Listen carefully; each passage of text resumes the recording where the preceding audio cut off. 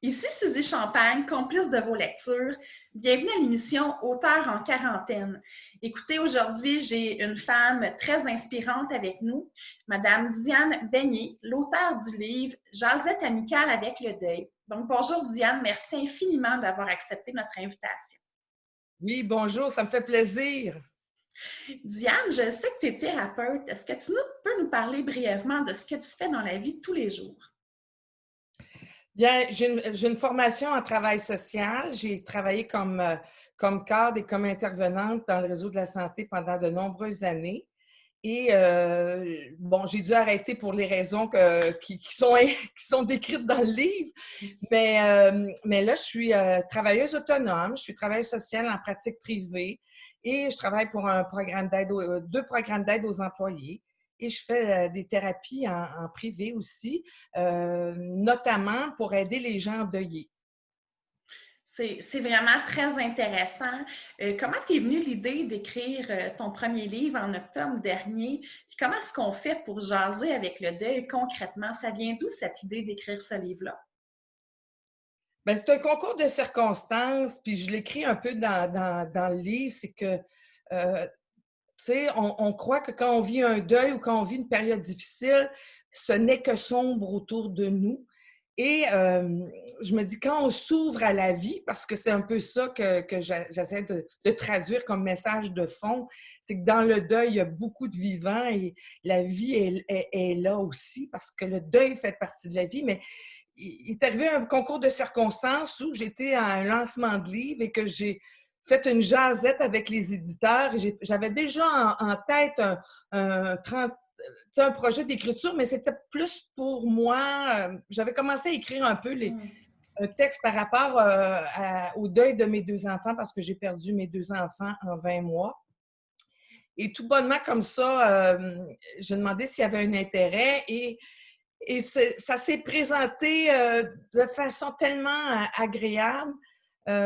Et cet éditeur-là était intéressé par mon histoire. En me donnant carte blanche. Finalement, quand je me suis dit, ben, je vais écrire sur le deuil, oui, j'écris mon histoire, qui est un récit en première partie, mais je me suis dit, tu sais, à la suite de toutes les lectures que j'ai faites, j'ai consulté plusieurs livres sur le deuil au travers les deux deuils rapprochés que j'ai vécus. Puis je restais toujours sur mon appétit parce qu'on parlait d'étapes, puis qu'il fallait finir un deuil, guérir d'un deuil.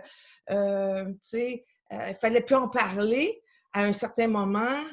Moi, je me disais que je n'étais pas confortable avec ça. Donc, dans la deuxième partie du livre, j'ai un peu raconté l'histoire comme si ça sonnait à ma porte. Et puis, le deuil et la mort se présentaient à ma porte et voulaient faire une conversation avec moi pour m'expliquer un peu, pour défaire des tabous, pour défaire des préjugés face au deuil.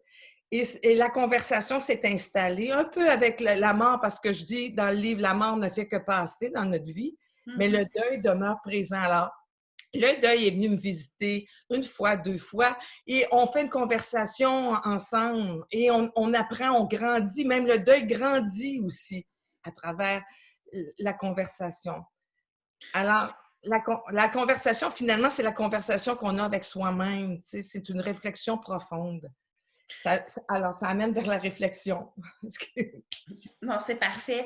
Justement, je trouve ça vraiment intéressant que tu divises ton livre en deux parties. J'imagine que la première partie, de raconter ton histoire, de laisser couler avec des mots tes émotions, j'imagine que ça a été libérateur aussi.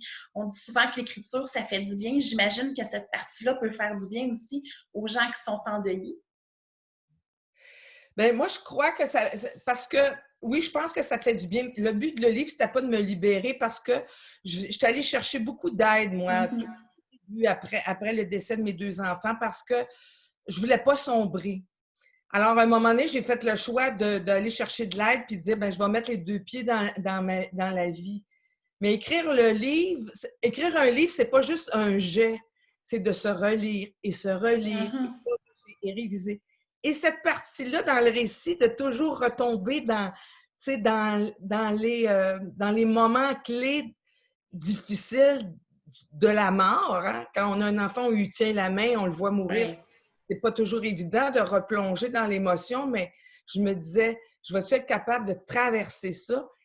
Et on s'apprivoise, hein?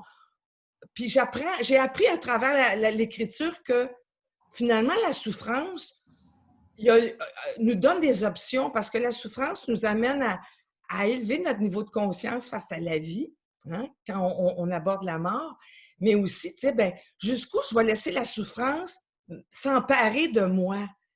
Est-ce que je peux dire oui, ça me fait mal, mais je t'invite à partir, puis j'invite les moments plus joyeux à m'entourer? Ben, c'est ça que je dis un peu dans le livre. C'est la souffrance, oui, il y a des douleurs, des souffrances, mais on peut l'inviter à partir à un moment donné, puis laisser place à autre chose. Elle revient nous revisiter, puis c'est correct, on l'accueille, on dit bon, on la vit, puis après ça, on dit veux-tu prendre un petit café avant de partir, puis on la laisse partir. T'sais.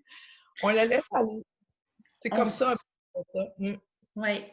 Diane, on s'entend, la mort, c'est un deuil qui est très difficile à traverser, mais on traverse toutes sortes de deuils au quotidien.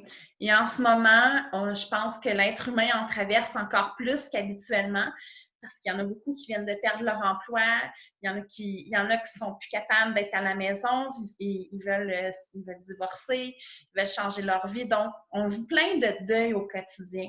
Si tu as un conseil à donner à une personne qui a l'impression que son univers entier est en train de s'écrouler, puis qui se sent face à ça, puis qui ne se sent pas bien, ce serait lequel?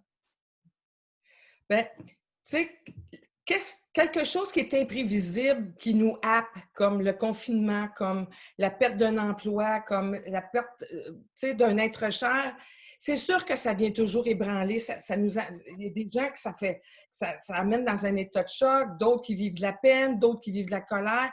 Et souvent, on a tendance à vouloir réprimer ces émotions-là en se disant ou à les vivre seules ou à les laisser, à fermer le petit tiroir puis à le dire, ben bon, peut-être ça va passer, mais je pense qu'il faut accueillir ça. C'est normal d'avoir des réactions liées à tout changement dans notre vie. Des fois, il y a des changements qui nous affectent plus que d'autres.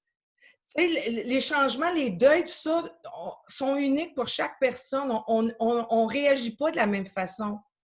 Il y a des similitudes, mais on ne réagit pas. Alors, je pense que c'est important d'accueillir l'émotion qui s'amène en nous, la faire vivre, l'exprimer et surtout, je dirais, à trouver une bonne oreille, c'est-à-dire une personne dans votre entourage. Si vous en avez deux, tant mieux, mais une personne dans votre entourage qui va juste écouter votre détresse, et qui va l'accueillir sans vous donner des recettes miracles pour dire tu devrais faire ci. Juste parce que des fois, juste de laisser aller le trop-plein, ça libère, ça nous libère, puis ça apaise. Fait que le but, c'est de s'apaiser quand on vit des moments difficiles. Et puis de trouver des actions peut-être, tu sais, parce que c'est sûr que quand on vit quelque chose de difficile, bien, c'est important aussi de mettre une action pour essayer de contrer la difficulté. Mais dans un premier temps, il faut laisser aller, il faut laisser vivre l'émotion. Et justement, je pense que c'est important de le souligner. Il n'y a pas un deuil qui est plus ridicule qu'un autre. Moi, je peux être endeuillée parce que j'ai vécu la mort de mon chat. Toi, c'est tes enfants. L'autre, c'est une séparation amicale. Il n'y a pas un deuil qui est ridicule par rapport à un autre. Chaque deuil est unique. Et tu as souligné un point important tantôt. J'aimerais qu'on y revienne. Tu as dit qu'il n'y avait pas d'étape en tant que telle de deuil. Et je trouve que c'est vrai. Tu sais, on peut être dans l'acceptation complète, puis du jour au lendemain, de retomber dans la colère ou le déni. Donc, les étapes peuvent être dans l'ordre différent de chaque personne. Et ça, c'est important. J'aimerais juste que tu reviennes un peu sur cet élément-là. Pourquoi que tu penses qu'il n'y a pas nécessairement d'étapes? Parce que je trouve que c'est important là, pour les gens qui nous écoutent de comprendre cette notion-là. Bien, écoutez, je veux pas, tu sais, il y a beaucoup de littérature qui parle d'étapes, c'est bien, ça rejoint des gens. Mais dans les deuils difficiles, parce que moi, je pense qu'un deuil difficile, c'est quand il y a un lien d'attachement, un lien affectif qui est solide, là. Ouais. Ça peut être un animal qui a été 15 ans dans notre vie, qui était notre partenaire de vie. Tu sais, il y a des situations où des gens ont été très, très proches de nous et c'est pour ça que je dis qu'il y a pas, oui, il y a des étapes, si on parle, oui, il peut y avoir du déni, de la colère, de la tristesse et tout ça, mais des deuils difficiles, des fois, dans une date d'anniversaire, 10 ans après que la personne est décédée, cette date de décès-là va nous refaire rejaillir une émotion vive, une douleur ou une tristesse. Et c'est pour ça que je dis, moi, dans ce que j'explique, la façon que je vois le deuil, j'ai dit que le deuil, c'est des états qui nous visitent par intermittence, qui arrivent, qui repartent, qui sont des fois un petit peu plus légers, des fois un petit peu plus difficiles, selon le contexte, Et puis, tu sais, moi, je vais vous dire, ce que j'ai trouvé beaucoup, j'ai entendu beaucoup de la part des gens qui viennent me voir, c'est, ben, à un moment donné, il ne faut plus que j'en parle. C'est comme s'il fallait que j'aie fait mon deuil. Puis moi, quand je leur dis, ben, vous savez, le deuil, c'est peut-être, pour moi, c'est un contrat à vie. Je vais vivre avec le deuil. Je vais apprendre à l'apprivoiser quand les moments plus difficiles vont se présenter. Alors, c'est comme une valse, tu sais, ça passe, ça revient. Puis pour moi, le deuil, c'est bien plus facile de le voir comme ça en disant, ben, je vais apprendre à vivre avec, puis je vais accepter les moments difficiles parce qu'ils vont passer comme un nuage. Alors, c'est ça un peu que j'explique entre les étapes puis les états là, du deuil. Je ne sais pas si je suis claire. Oui, c'est clair. Puis j'adore l'image que tu viens d'utiliser. Le deuil, c'est comme une valse. Ça part, ça revient.